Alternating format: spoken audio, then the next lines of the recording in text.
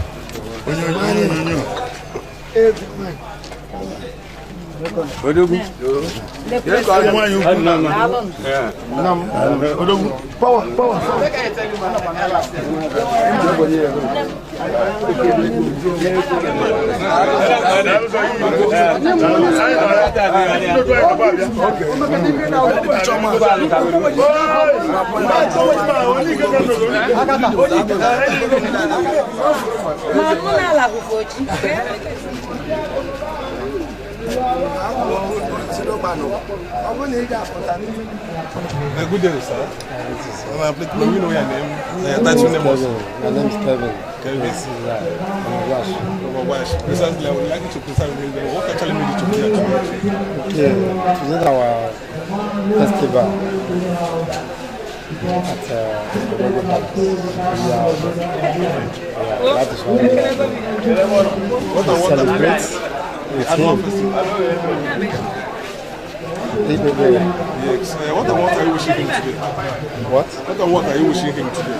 Okay, I wish him very well. I don't want to come to this place, this palace, and Azenu to bless everybody. Me and you, everybody. Now, I'll pray for the people that came going back to their various destinations.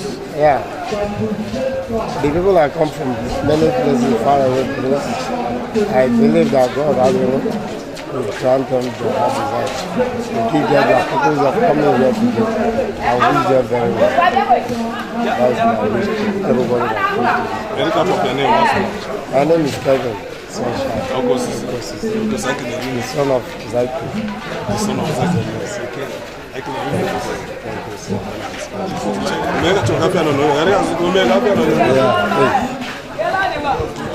Please, can we all stand and give him respect? Today is deserved by the special grace of God. That is your Dogu of Habala. That is High Chief Dr. Christopher Iwale, Odogu of Habala Kingdom. Otibo Nyankizi, Nabala Kingdom, Otobra Kataka, of Azenu Kingdom, one of Azenu. You're welcome, sir. We're happy to have you in our midst. You're one of the nation. And he said, no, you cannot do it easy. Clap for him. Said to tell you that we have enough to eat. Odogu, you're one of the nation. And he said, no, you're highly welcome. You're highly welcome.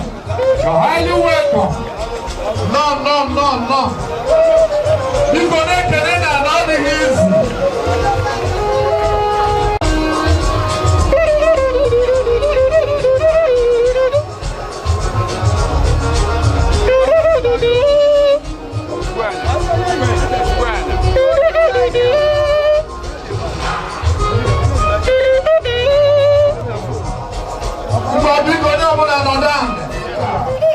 Elijah to come up on their wall. From Peter Elijah, people will see water, you will go back. To come out again on the main occasion to start. Now you want to take another walk. All of us to pay attention. This is one of the reasons why we are here to talk and they want to see. And when you want to vote, you vote and you vote high. At this junction, the Secretary of Ologu should be getting ready, but I want to call on the United Nations Ambassador, United Nations Representative.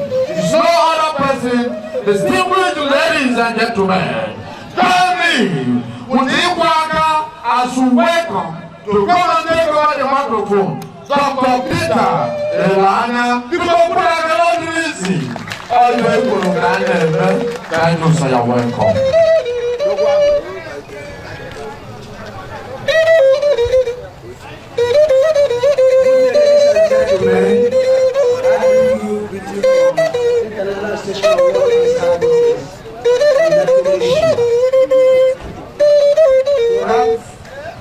A very big and international award.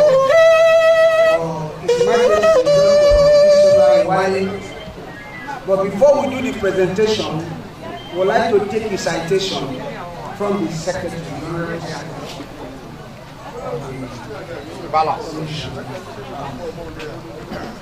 I have the singular honor to read the citation of His Eminence, Ambassador-Chief Dr. Christopher O. Iwale, J.D., Chartered Fellow of International Association of Business Advocates. Chief Dr. Christopher Iwale was born in the commercial city of Onitsha, in Anambra State. A native of Abaloma, in Indokwa Local Government Council of Delta State, Nigeria. He got his basic education from Ngegu and Iyoka primary schools, both in Oshiri North Local Government Council of Delta State in the year 1978. After his training as a blacksmith, he ventured into traditional medicine in Aguleri, Anambra State, under the supervision of a powerful medical practitioner, Dr. Obanisi of blessed memory, at the tender age of 19. It is his calling. Dr. Christopher Iwale invests most of his wealth in human and capital development, as stated below. 1. Provision of cash and utility vehicles to security agencies such as the military, paramilitary, and local vigilantes. He single-handedly sponsored and established anti-court volunteer corps in Abala Kingdom and supported the full paraphernalia of office. He single-handedly bought dredgers and wine sand from a Zute river in Abala Kingdom to repair the damaged Abala Olofisa Road caused by the 2012 massive flood after years of neglect by the state and local governments. He single-handedly installed 3 solar energy lights in Abalona communities after years of living in total darkness at night. In any emergency situation such as flood, Chief Dr. Iwale sends swift relief materials to the people to salvage them from danger. During the 2012 massive flood in Abala, they evacuated trapped indigenous from the riverine village with entry posts and helped some get modest souls to live. Widows and orphans are not left out in his kind gestures.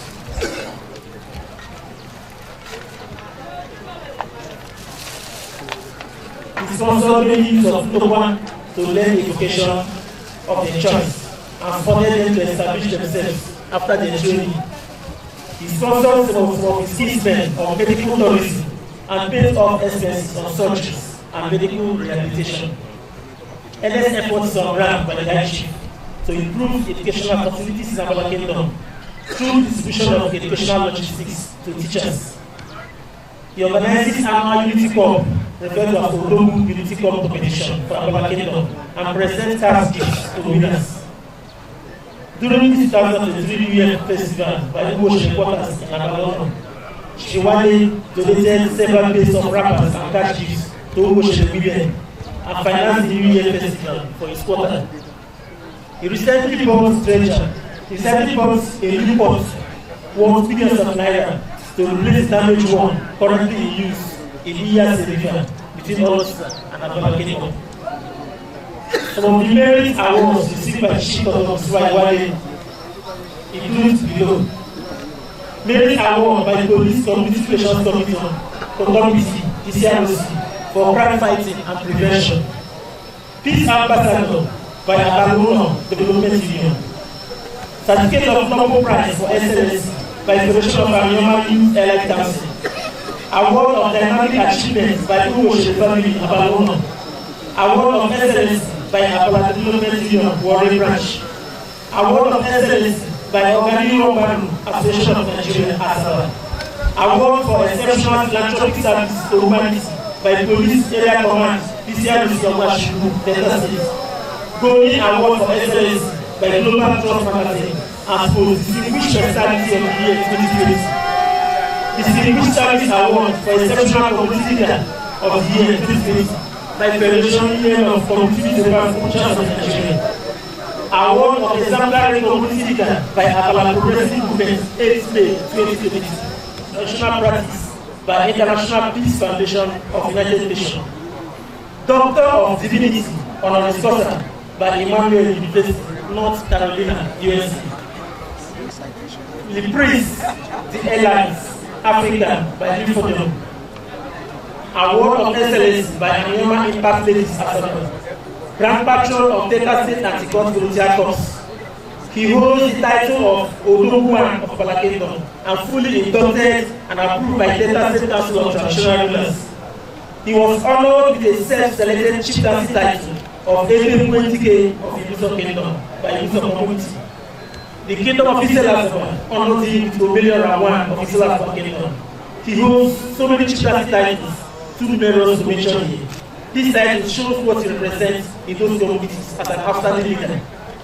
The Odoguan of Abala Kingdom has on many occasions called on the state government through the media to fix up the damage Abala roads to ease commercial activities in the agricultural town.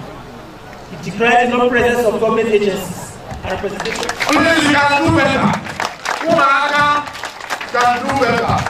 I'm going to tell you to go arise. Thank you everyone listening to me. Once again, ladies and gentlemen. On behalf of the International Station of World Peace Advocates, the United Nations, I want to present the Medal of Integrity. Hold the mic for him. Medal of Integrity.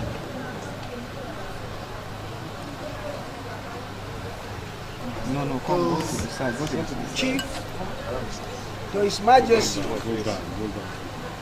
United Nations recognize him as His Majesty, Dr. Kisola Iwale, who have one or two precisions to me. This is the first one. This is the International Session of World Peace Advocates. This is a Man of the Year Integrity Medal Award. So I present to you Man of the Year. Clap. This is United Nations. We are presenting United Nations Man of the Year Integrity Medal Award. I want to clap, please. Thank you so much. the United Nations crest for you. As a diplomat, anywhere you go, you are entitled to withdraw any matter from court and settle it in your palace. Ladies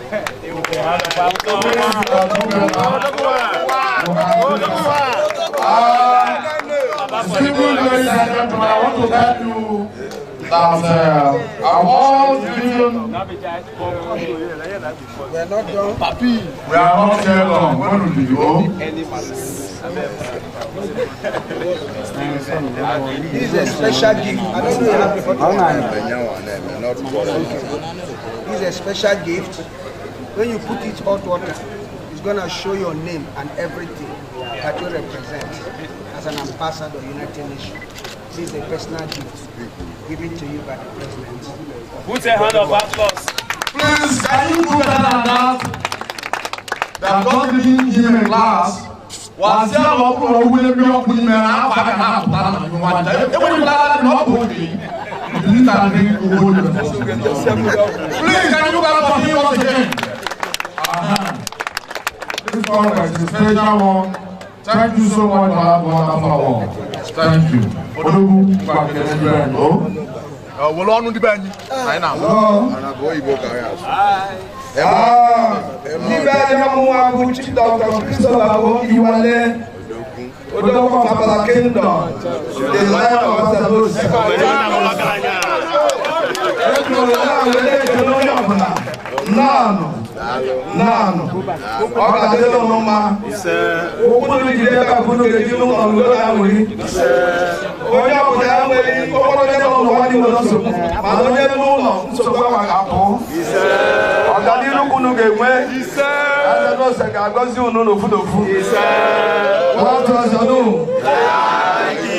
Thank you so much. Accept the press. Thank you. Accept the press.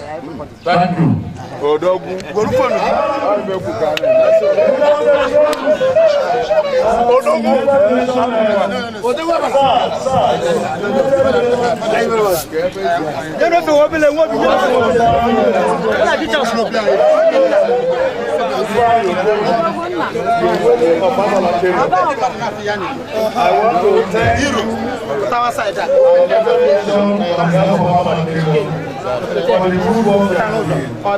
Thank God that today, people from far and near are here to witness what you did today you came to give away. And it is not universal. It is repeated itself. As a chief in the kingdom, I stand here telling you that you send a good message to UK that the people of our kingdom so much appreciate what you are doing to our instruction. And in any way, anytime you deem it necessary, we will not be to support your program. In Jesus' name. Thank you for that wonderful appreciation for the chief from our kingdom. Thank you. Thank you so much. Thank you. That's that photo with the judo. Because they will go piano, and then one time. You will go piano. People, please don't waste time. Yes, stand. All right.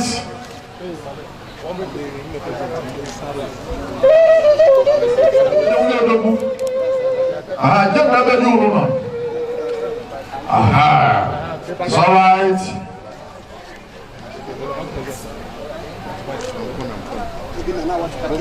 Talk with this guy, because all John has.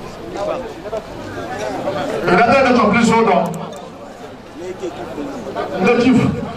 Are you done? Are you done? Oh, yeah, the chief. I'm going to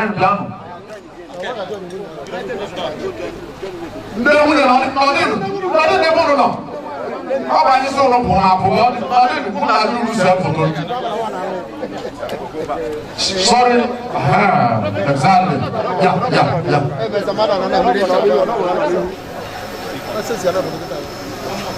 From the United Kingdom, thank you. Please, Odogu will now go and change and come back. And go the people then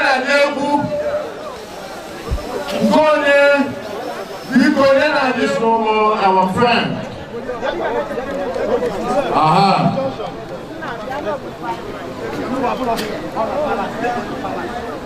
Because when I went to look at the girl for this one, when I follow, look what's not one I didn't just see another, and now we will present in Jesus' name.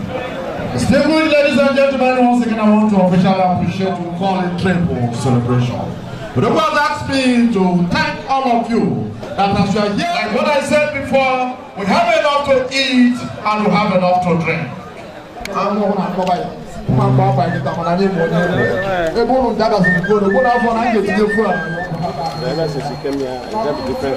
Yeah, exactly. There has been a difference because here is like a home to me. I feel at home whenever I'm here.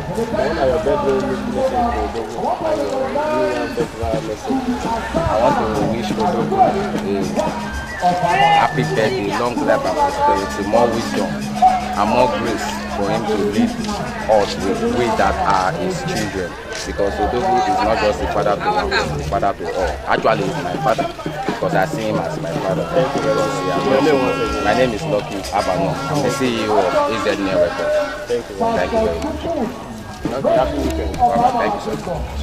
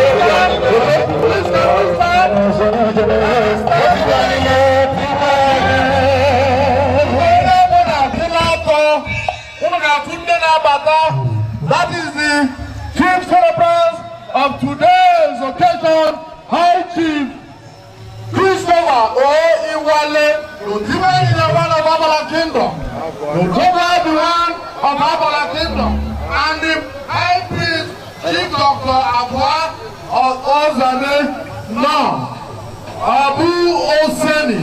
And you see, you are all welcome. Thank you, thank you, thank you, and God bless you. We are not sit down, we are not going to waste much of your time. Be money, and if your name be trouble or sister, please, if you know that you are not the best person, go and sit down. If you know that you are not among the member of press, go and sit down. Please. I need to equal to cake now. Get on the ground, people please go and sit down. Go and want your seat. Opening prayer, whatever you are. Please.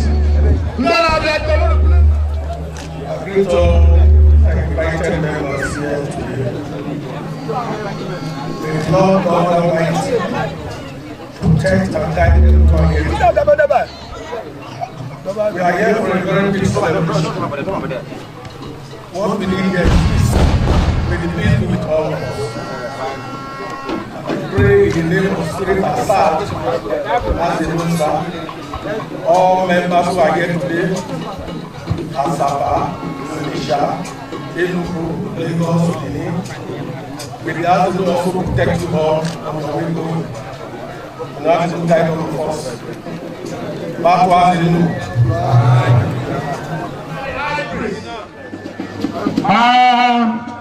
Animal body cake designer, Mrs. Precious Eloka of Udu, CEO, Royal Cake and Cap Limited Saba. Please let us clap for her. Precious. Mrs. Eloka Precious. Please, the attention is highly needed over here. The attention is highly needed over here. You go without man. I'm coming to this official.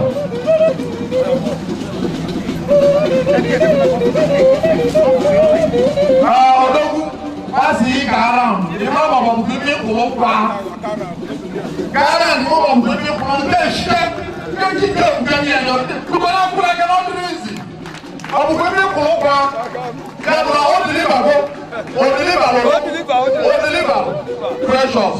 I think the media made him, my media made him, my mama made it, the local program. So, don't want to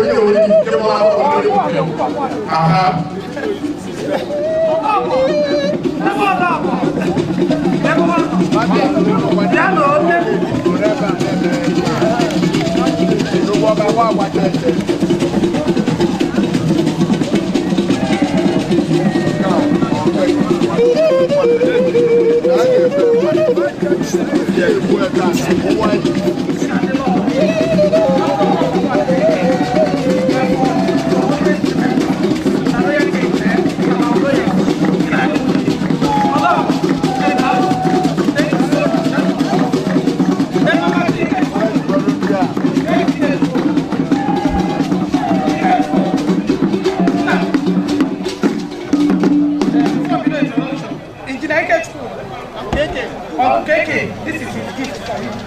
That one is this gift. You know, so that one. You may go to milk cake and then 1 year then. So you can afford it. Or that now. If I don't since all that is now we all got money for my year time to get one call. So I got truly appreciation, no matter how small. Or when some secretly who may happen. But if I can do it, if you get now. Then this cake, you all are implied bundle of informal clothes. Bundle of informal in a mess.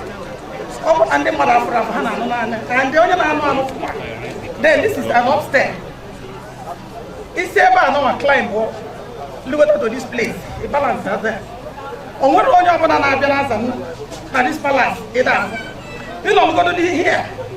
Enough for your so you can waste them that man. And you know, you were, it's for everybody. And get a very wonderful cake that portrays who you are.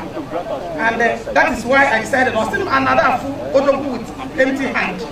Western organ with this Edward. What Western now? Thank you. So the entire thing in our food is from the Odos. Because something I'm sorry that bread for you. So it's from him.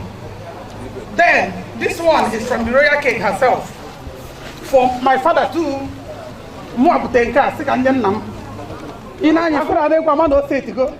This is Ekwe. Then this is the cup of wisdom. As our father. He who the cap fits should wear it. It's not for everybody. So this cap will carry, which is a guy. It is eternity, everlasting. And if money in them, you get them 100-fold in the name of Jesus. Amen. Then in a Zani for ordinary, this is sugar. It is not by talking. Funny about sugar. I fought on the end on them months. Kaina second nana on the Lutanyaro. I am fear so that you could give it over.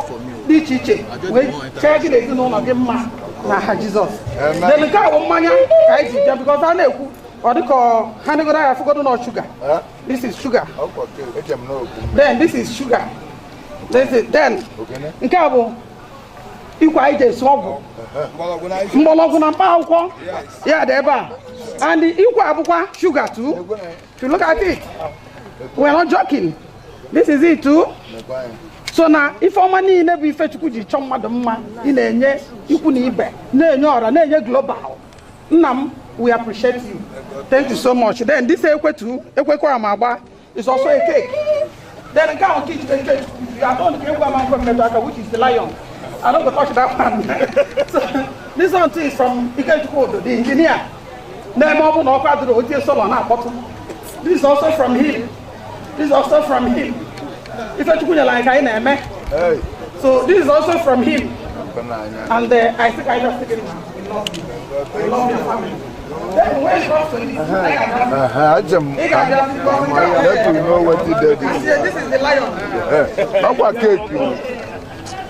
The lion. Oh, here lion. It is not an easy thing to put this thing into craft. Manas never known the Nife Nasa Luna to be anywhere in Yalamaka, lion of Tifa. And the this is lion on one, this is whom you are. But I guess the massacre when you're going to be another everybody.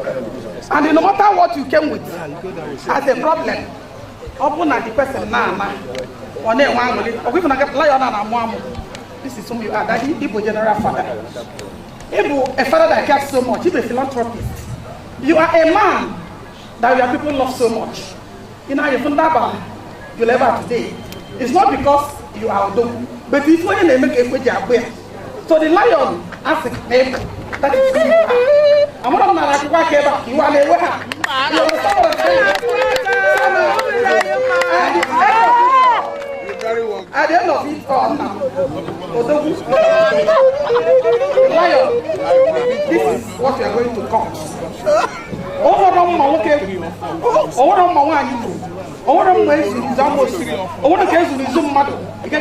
Because if you need to now this palace, now this healing ministry, Gamana, when you come, you will never remain the same. When I came over, I told him so much. Today, now I go. So, and I believe in my brother, I know with so many millions of people that God has used to touch. No. Okay, I raise my case. Thank you. That was thank you. MC.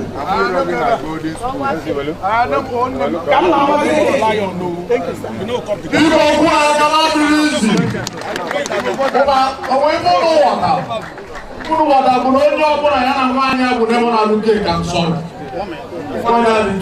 please, can you clap for her again? Thank you, Mrs. Precious. You are wonderful. Thank you so much. Excuse me. I need to leave out to get the dinner. Now, the president, because 98 years. CNN. Don't really too much. Bingo. anyị chọrọ ịgọ nke ọ dịghị isi mmadụ iji mma igbu akụ okwu chọrọ iji mma bewa agwụ ibe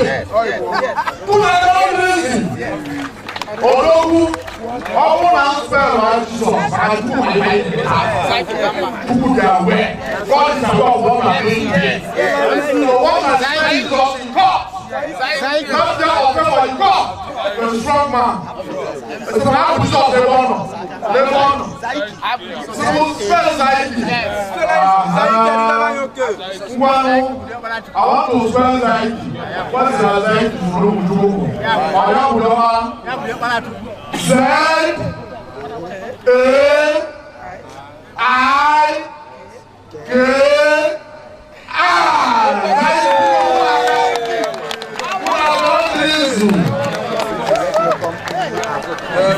As we are celebrating welcome years of Kamasala, you're welcome. Thank you. People, Mrs. Precious. The other cake, I am the winner. So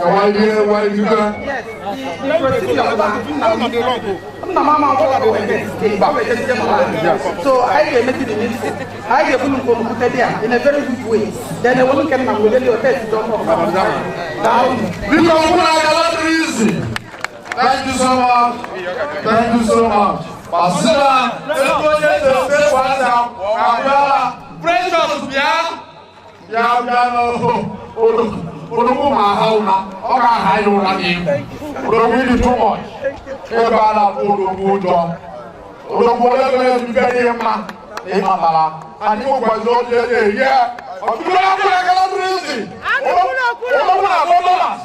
Precious, Nigeria, but whether I like it or not.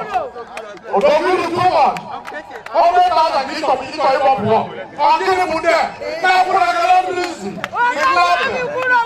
be carrying mado. Don't carry him. I'll give him there. Don't go near the name of the video. I'll give him there. Oh, precious. Precious. They don't have only too much. Distinguished ladies and gentlemen, I want to salute some persons in our mix. Ajani Kennedy Samala. No Samala Itogu. Papa, we salute you. That is the PA to Dogu. Thank you so much. You are indeed wonderful. Every is doing a school and a honey. Now, I'm going to go to the home. I'm trying to say, I'm going to go I want to salute. So get a good officer. I want to salute Mr. What time I go say bullet don't finish? Why bullet today? They will give you money. What time I go say I need to service God? No more Baba. Need to do more. If I can make it happen around and I want it. And you will show that they report it. No more force. Today the difference. And you will triple celebration. What happening God has you do? We are doing better celebration. And the devil is taking a walk. That is triple celebration. The God of you guys salute you. You are indeed wonderful. Thank you. Thank you so much. Thank you so much. Thank you so much. Thank you so much.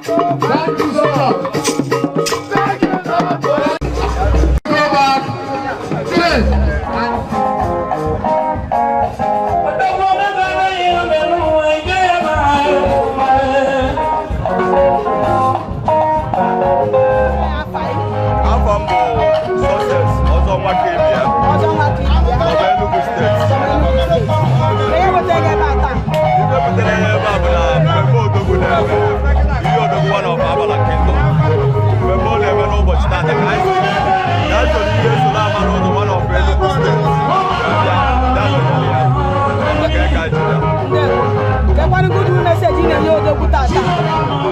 Good message in the Yodo n'ụbọchị tata wee ihe na-agwa ya na mmemme ọ na-eme n'ụbọchị tata na ọ ga na-eme afọ kwụrụ afọ na ọma mmegide ọ ya dị ogologo ọdịnala ike oyi eri ama nke nke ya eri ya ama ọsọ ọ bụ anyị okwu tata.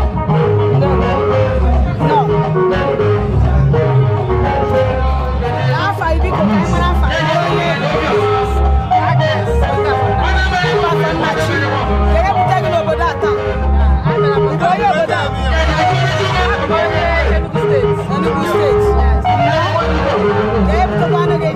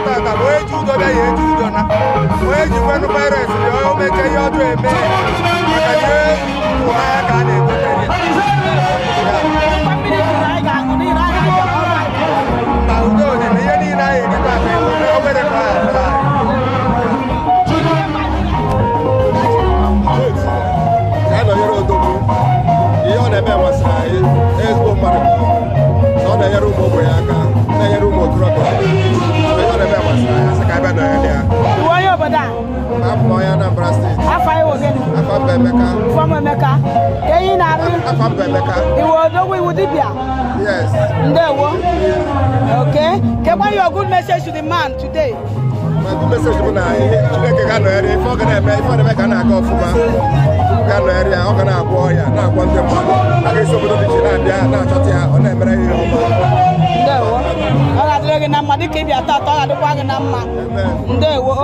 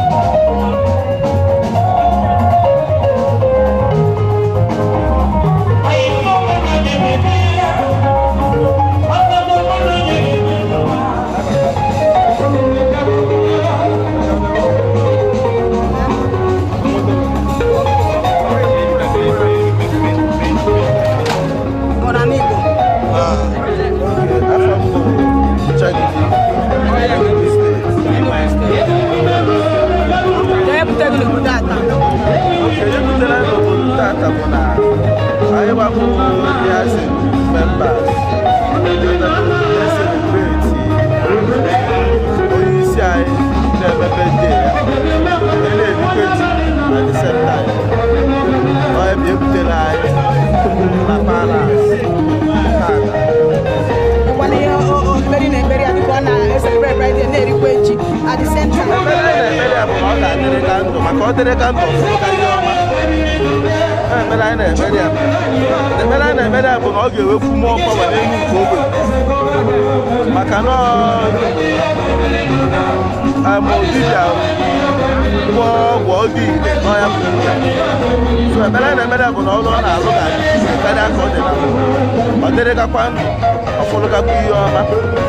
yotago maka weri karịrị ndụ karịrị ego ọ karịrị alụ ọ karịrị ihe niile ọ ndụ dị isi ebere na ebere bụ na ọ ga-adịrị ga maka ihe ọma n'ife amanụ ya ọ ebere na ebere ya ndewo ọ ga-adịkwa gị na mma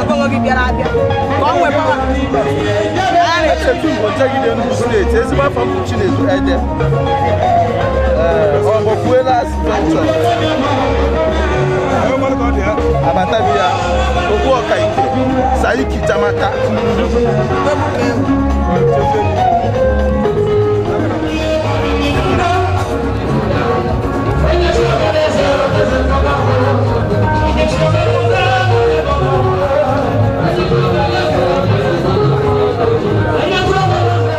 Friday by name. Alright, I would like you to tell me exactly what made you to be here today. What made you to be here is that I'm a member of Azenu. That is the one I'm here. What are you wishing to do today? He has his birthday.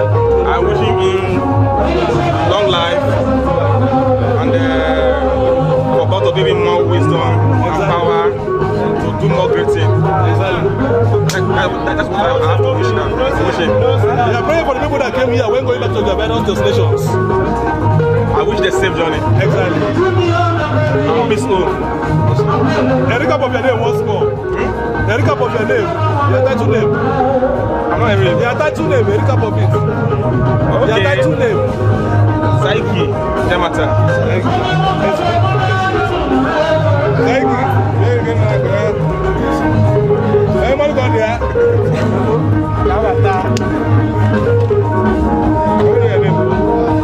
My name is Kuro. What I wish to do today, just his birthday, and also the annual celebration of Azenu. For that one, and they wish every good thing will like your father and beyond. Long life and prosperity. Amen. More strong health. Now they wish for that. Exactly. They are praying for the people that came when going back to the various destinations. And they pray all of us, if they come from far distance, so both of you arrive safely. Yeah, good songs. Yes. You? Nice to meet you. The good songs. No, Allah, thank you. Thank you. What are you wishing to do today? What are you wishing to do today? I wish him long life and prosperity. I wish him more health, good health. And I wish him more wisdom. Guide us for we Zaiki members and those that are willing to join this organization. We pray for them too, so that they will have the ability to join this great organization, so that they will still experience this joy that we are expressing today. That is it. The joy in A to Z. A to Z, yes. The joy in A to Z, yeah. Exactly. Right, yeah. The unique Zaiki. Exactly. Any cup of your name? Yeah, my name is Love. Yes, I'm from Yaro. Nice to meet you. You know your name? Sorry, your name? Innocent Oraka. Mr. Innocent. Innocent? Take. Mr. Innocent Oraka. What about your tattoo name? The one of Isoko Kingdom. Why is Isoko the message? The unique Zaiki. Yeah? Unique Zaiki. Unique. What are you wishing Odogu today? I'm wishing Odogu and happy birthday, good life, prosperity, good health, and endeavors for his wishes. May God of Azenu and Zaiki grant him good health in all he do. And the members of Azenu also, we greet him and say to our father a very warm happy birthday. Exactly. We are praying for the people that came here when going back to their various destinations. Yeah, we thank God those that come. We pray for Zaiki to take them and me myself to take us back home for our families and well wishers. That's our prayer. Erika of your name once more. Yeah, Mr. Innocent Oraka. Men of Zaiki. Yeah, I'm a member of Zaiki. Yeah, but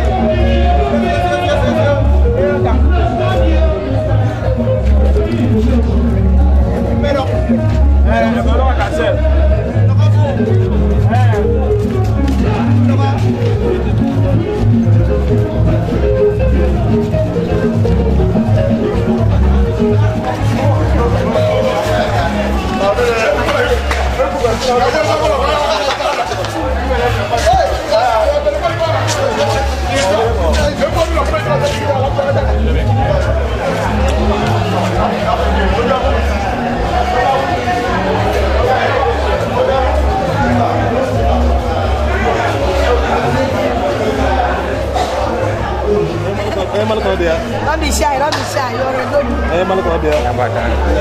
Can we know your name? Yeah. My name is Brown.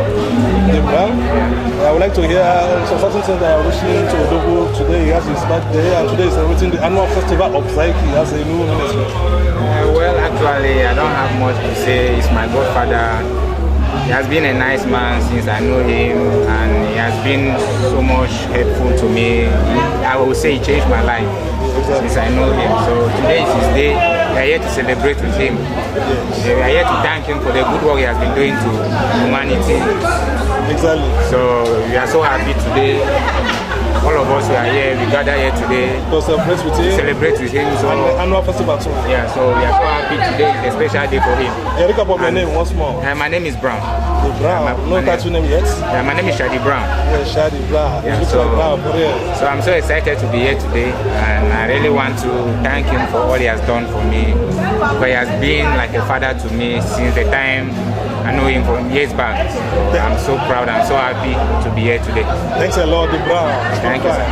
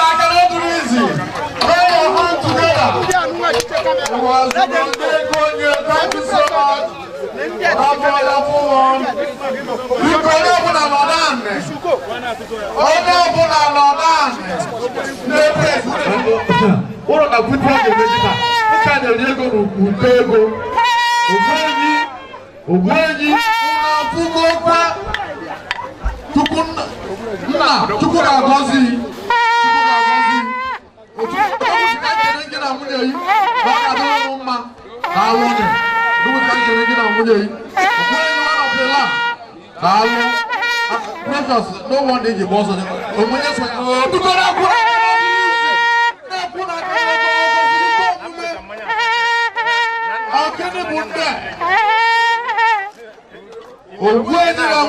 Precious.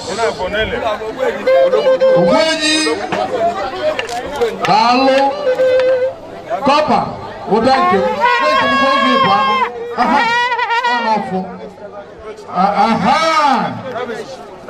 All right. Papa, my purchase meeting. Say, get back you, you got a little idea. Got a little poco.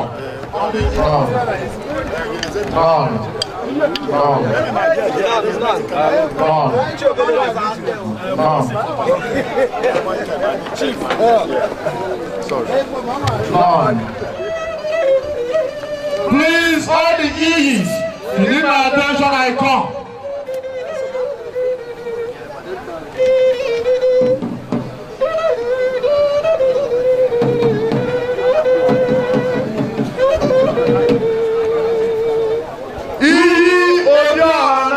From Azenu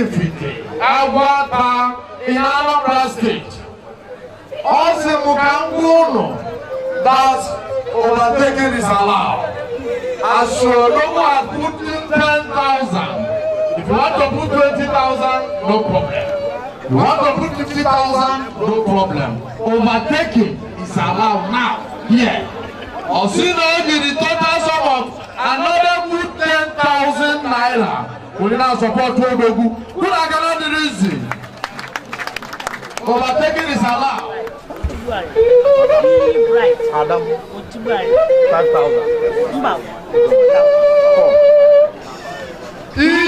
Right. Otibanya. Asikambono. the head of the family, and he cannot do above them. If not, okay, man. I'm not only supposed to have overtaken his allowed. I have my own working for the head. Also, the total sum of 4,000 naira will not support Odogu. Now, Puna, I can't be body. I will be kind of a woman. You can't do what you put there for the woman. There's the lady of Utabu, Mediocre. Then they are going to the level where we are old age. But see, the 2,000 naira will now support to Akubona Kuna cannot do it. Where's the Joe? The dog in the window. Kazes the Joe. There's a camp with you. Aha. Where's the Joe? Azenu. Power.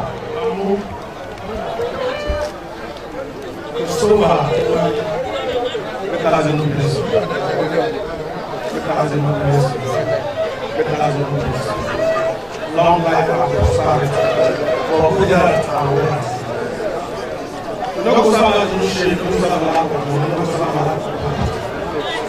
As we guide you, we guide your wife and your children. We guide your entire family, we guide your community. We guide all the Azenu children. Both those that live in the we guide you, Lord. All of the way of money. The same money will be used wisely. Anyone who knows how to do it, I will come trillionaires. Who go right to the protect of going out of community. You don't see our problem. You don't see us. You don't see another. Who go right to the protect you, guide you, give the hand to follow you, so that you follow your wife and your children. Any man, any woman, what you do for, so that the bad will come out of room for you. All the members of us in the shape in your palace and those that they pray for your palace. Anyone of them where they pray for good thing will be there. Amen. Who pray for money will come from. Amen. Who pray for good thing or prosperity will come from. And long life will follow you. The best get them long life. You get money, you get long life. But the problem not go there and go see. Whoever say any member when you pray for, you say you block the road where they get on your progress and success. If that person is Papa house, or from Papa side, or from community, or from friends where they do business together, like that, they go to the block away. As I said this prayer today, all of the children went to the level of the children, that will do the shaft. The blessing of this will be for them from us. That's why I'm talking and saying good you.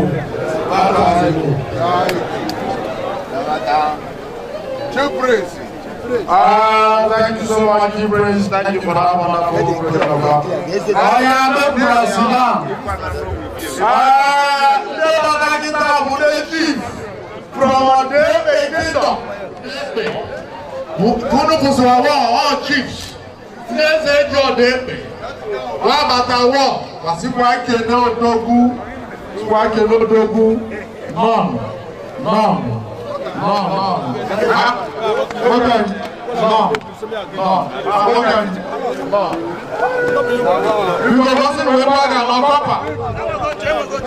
All right. Yes, it's not happy.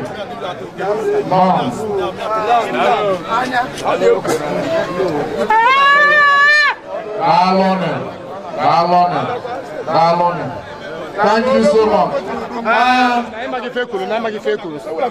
You saw the Obi BG of Obete Uchi, 5,000 naira. Commander.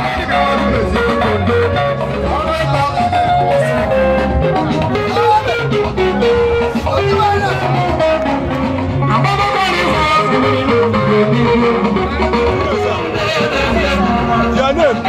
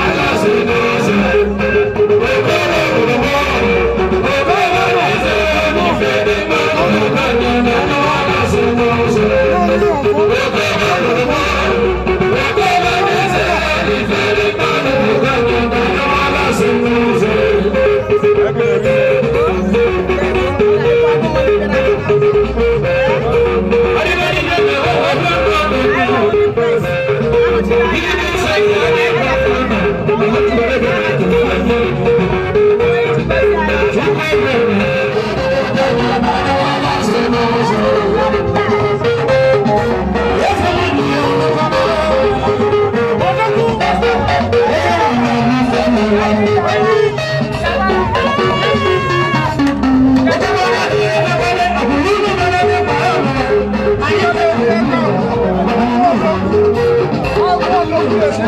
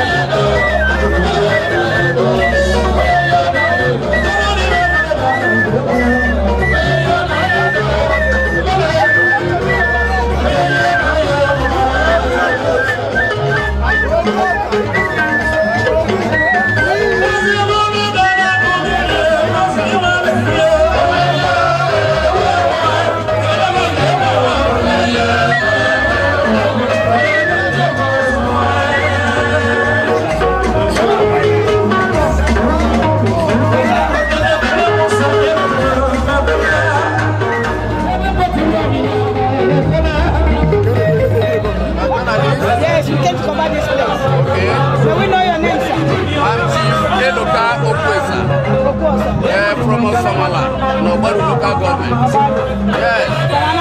From Anambra State. And the person that is person of October, that is is my direct in-law. Yeah. So I am here to give him necessary support. Your good message to him, sir. Your good message to him, sir. And that he will continue to progress. He will not have any harm in the future. Goodness and mercy shall follow him all the ways that he lives. Yeah? Thank you, sir. I said thank you, sir. I said thank you, sir. God bless you. As you come, God will lead you perfectly to your destination. Thank you very much.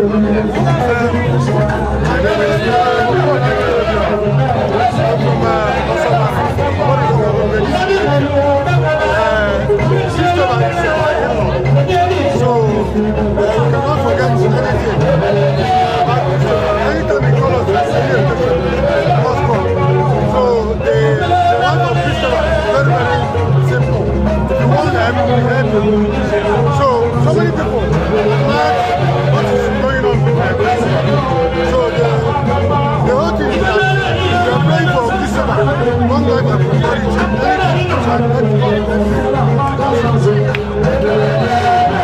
The blessing of God is the blessing of God is anything. December,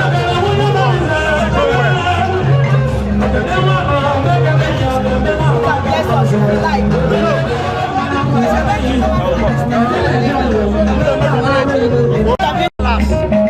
For now, we are holding a Thanksgiving, collecting some titles today. 2023. This is our honors from OPRAHUB-TV. This is the one. This is the cabinet from coming to Palace celebration, celebrating with the today 2023. We are so much happy. And as an officer, bless us to give us long life and prosperity. Pray in the name of Azenu. Your good message to the man. Your good message to him. Yes. Your blessing on him. Yes, so our blessing is Yakuba, long prosperity, long life. God bless us, Lord Jesus, name we pray. Yakuba will get more words than waiting in death. You will bless more people. You will heal many people. In Jesus' name we pray. Amen. Thank you very much. My name is Alex Okolo. I talk about in Iyabo Palace. Since was I talk about in Iyabo Palace. This church for me. That's why I worship in here. Yeah. Can I hear your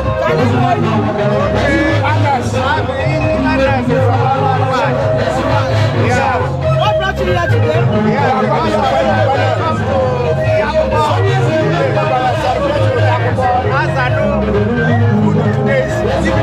Are you an educator? Yes. I have seen it. Your good message to the man.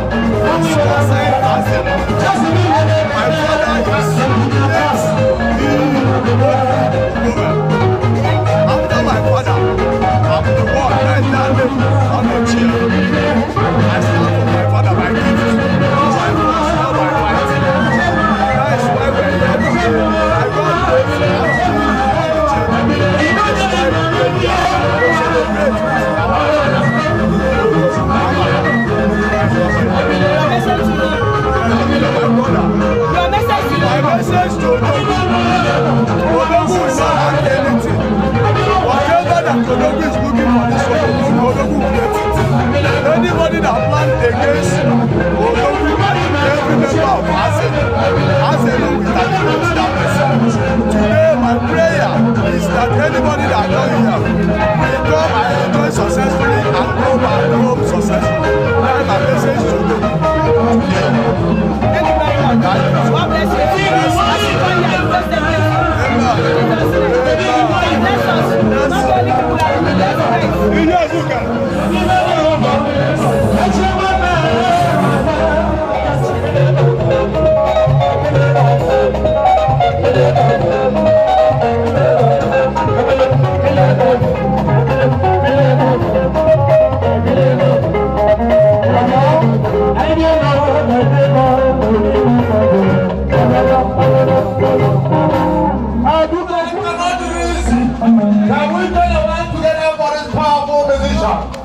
Who are indeed from our Baru kingdom, who are indeed from our Baru nation.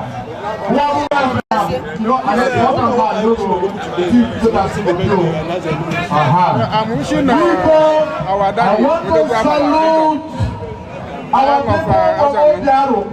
I'm wishing him long life. We know that we are here.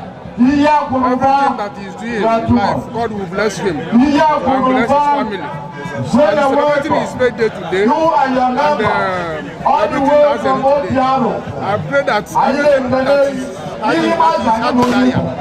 will be accomplished in his life. Amen.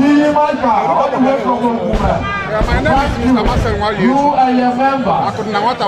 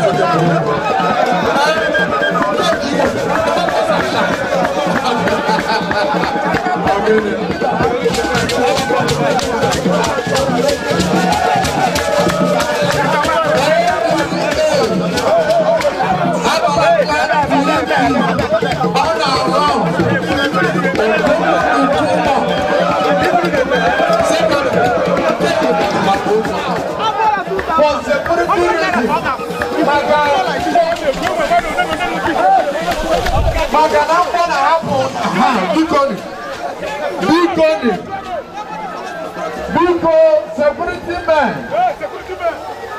please. I make an honorable Apale Punuso.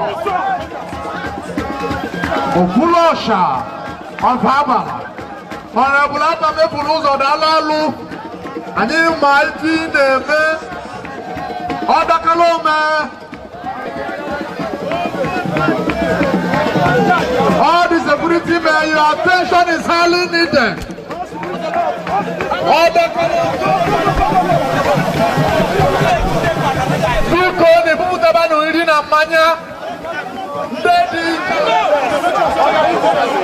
please, security men, leave that because of accidental.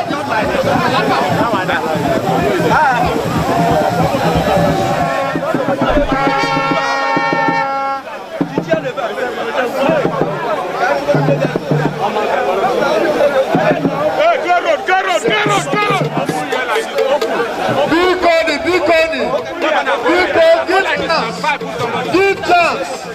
Allow him and his wife. Be good.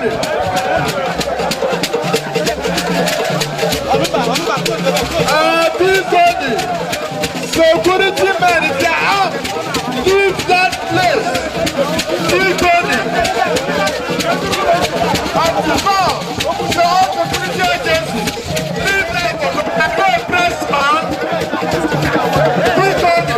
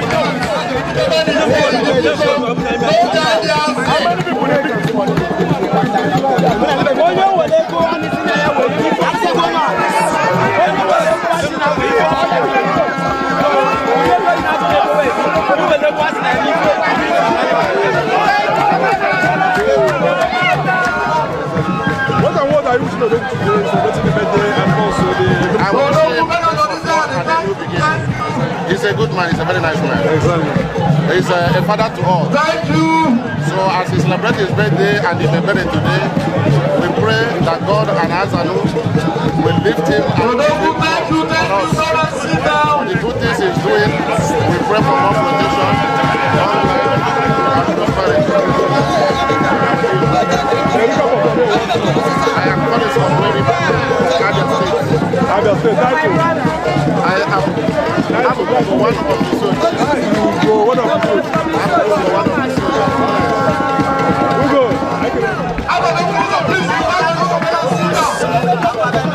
Please,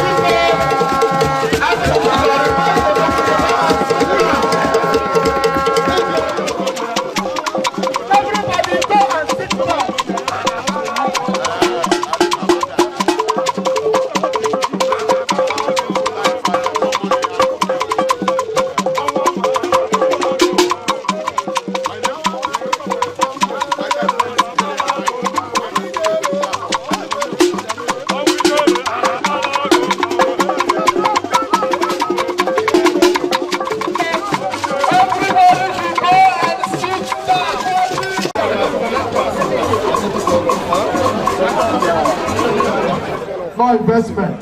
Exactly. Mere investment. You saw that seed investment. You can have that. You can have that. You should go see. What are you wishing him to do? Distinguished ladies and gentlemen, everybody go under your canopy. This is the time for entertainment. This is the time for item 7. There's enough to eat and enough to drink. Exactly. Nice to meet you, sir. Nice to meet you. Those that are in charge of food and drink, the hour has solution for that. On Alahaji, here, organic and okay, that's what we'll go on. Phyllis, we have 750,000. We'll go for the Shibala. What is it now? Because we couldn't get would do too much. Yeah, that's because you see, people who are a girlfriend. I can start. I'm not looking at them. I'm not looking at them. Because I like, take a someone they are like. I like to take a someone they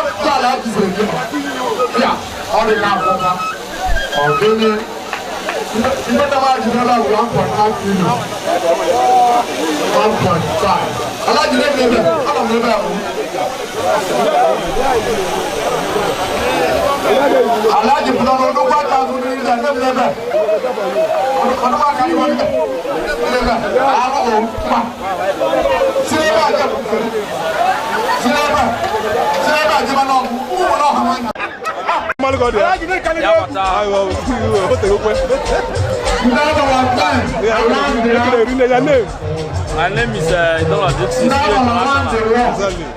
I would like to hear exactly what made you to be here today. Yes, we are here for Ipebere. Yes. / my godfather. Exactly. So that's why we are here. And what are you wishing Odogu today? I wish Odogu long life and prosperity, and good health. That everything he's doing, the gods and the God will answer him anytime.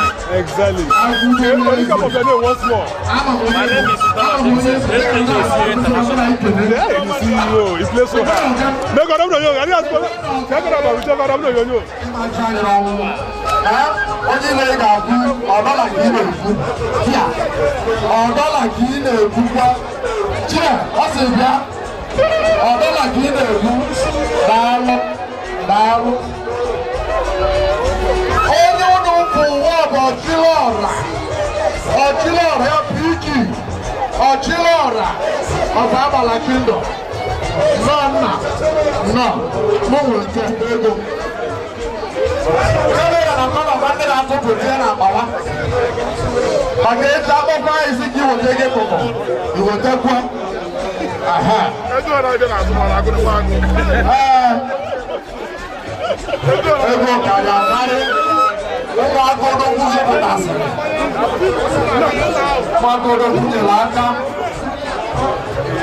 Blessed, happy birthday.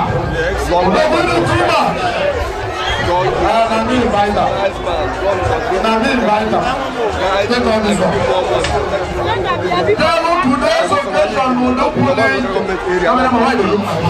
Nice to meet you. My daughter's name is Matia. We are here for. What are you wishing Odogu today? I'm wishing so I will continue to remain one side, one family.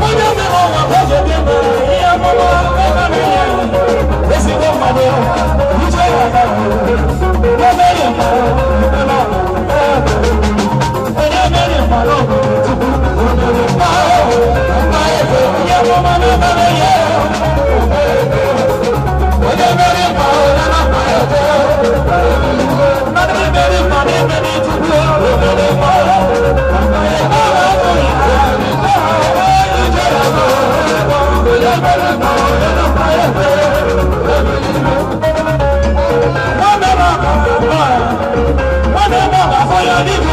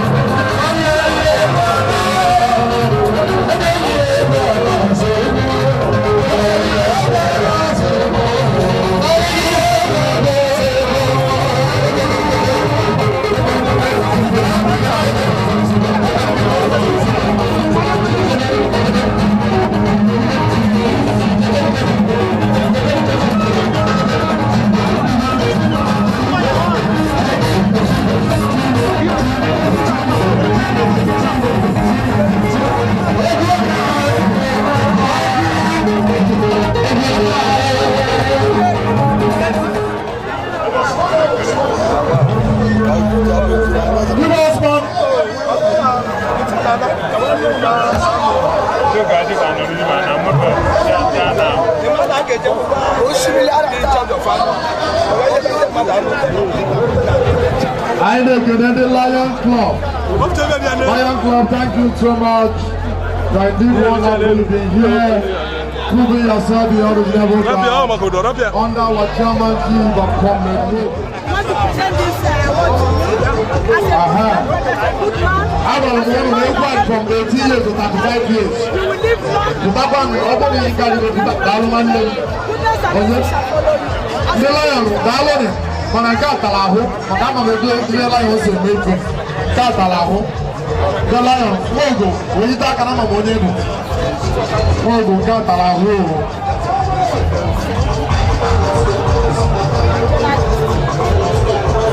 a Kingdom, let's do what we do. When I should have done, I'm going. The CEO, S to Z. Oh, don't come out. Yeah, Darwin. I'll tell you. What are you going to do? Darwin. I'll put that boy in.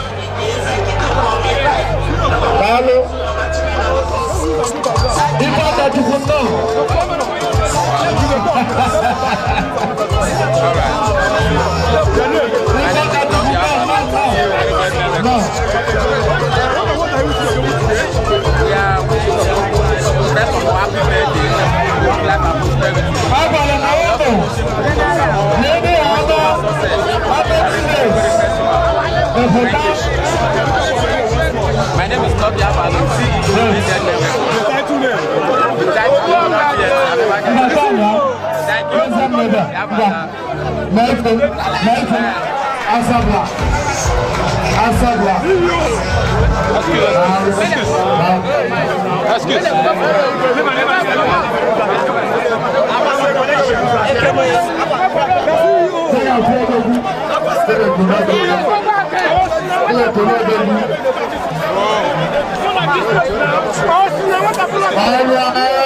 The man from Radio Nigeria is around. The father from Radio Nigeria,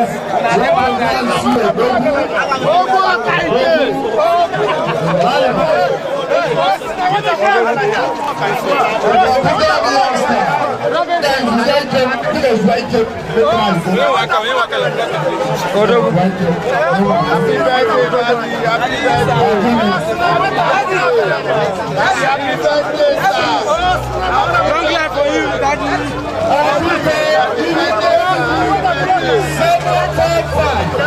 Happy birthday, Daddy.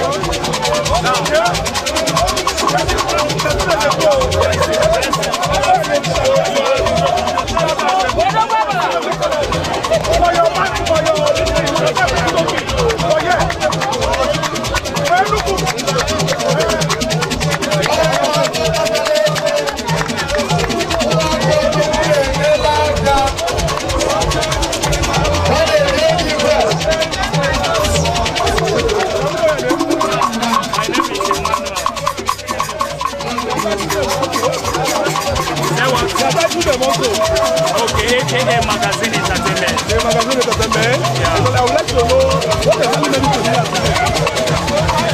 All right, like today, being seen everything, all the whole scenarios here.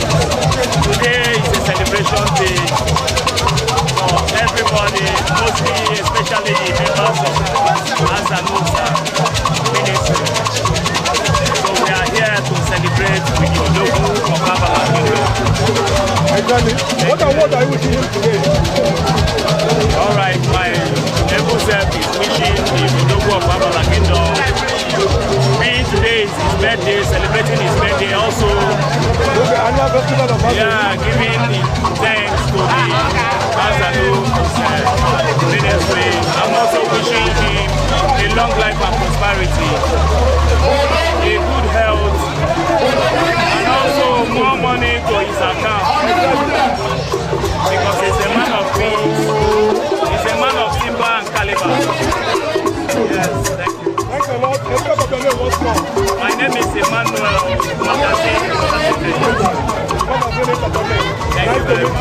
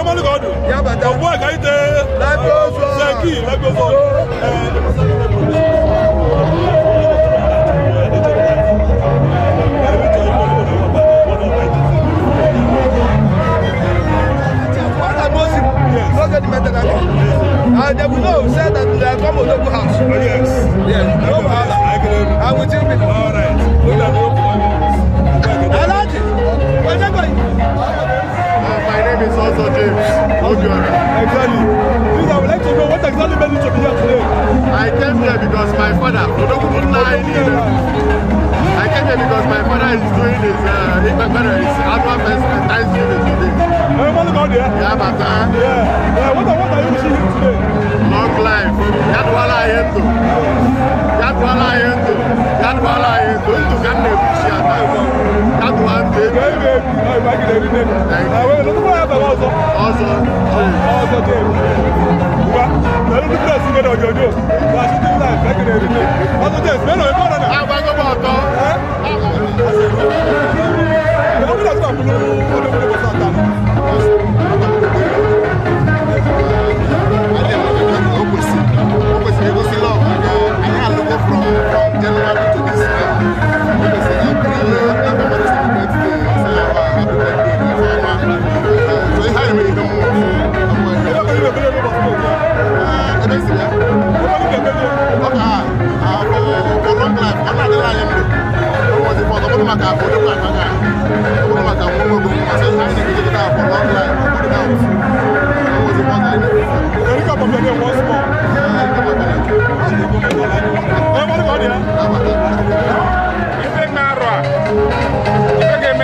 I